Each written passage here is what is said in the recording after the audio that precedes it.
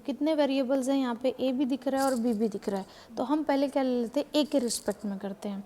तो हमने क्या ले लिया, इसको हमने पहले मान लिया है आई ए, बी भी है बट मैंने पहले ए के रिस्पेक्ट में इसको करना है, ठीक है। तो X raise to B divided by ये लॉग एक्स डी एक्स हो गया, ओके। नाउ क्या करेंगे, हम इसको डिफ्रेंशिएशन करेंगे, तो D I by D A 0 to 1। अब डायरेक्टली देखो ये फोर्थ सम है, तो मैं यहाँ पे 1 बाई लॉग एक्स पहले ही बाहर निकाल देती हूँ, ओके, एंड डेबा बाई डेबा ए लिख देती हूँ। आए समझ में? तो ये कितना हो जाएगा यहाँ पे, X raise to A minus X raise to B D X. किसके रिस्पेक्ट में कर रहे हैं हम, ए के रिस्पेक्ट में, तो दूसरा वेरिएबल क्या होगा, पार्शियल डिफरेंशिएशन है तो वो कांस्टेंट होगा उसके लिए।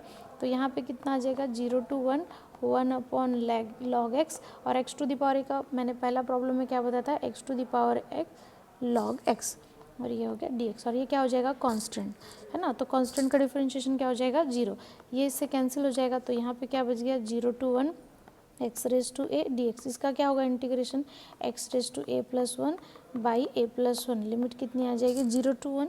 अब यहाँ पे एक्स की जगह 1 रखना पड़ेगा, तो 1 raise to A plus 1 divided by now 0 raise to A plus 1। हमने ये फर्स्ट में किया था, सेम वही टाइप का है स्टेप। तो यहाँ पे कितना आ गया, 1 upon A plus 1।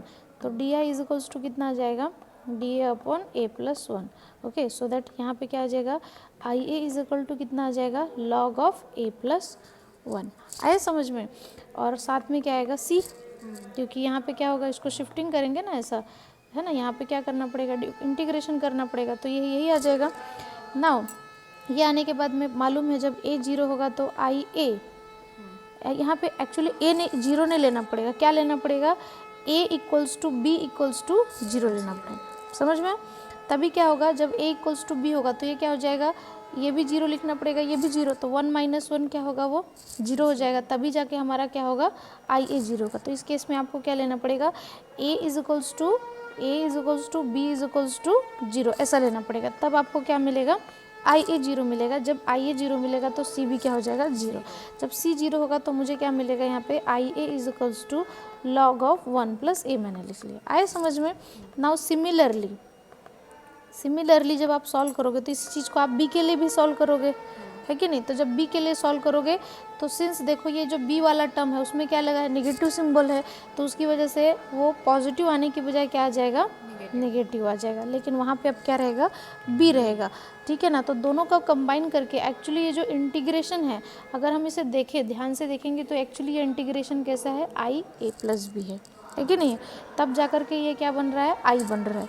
So that हम यहाँ पे क्या लिख सकते हैं, I is equals to I A plus B, तब होल इंटीग्रेशन, तब क्या आएगा यहाँ पे, log of 1 plus A minus log of 1 plus B.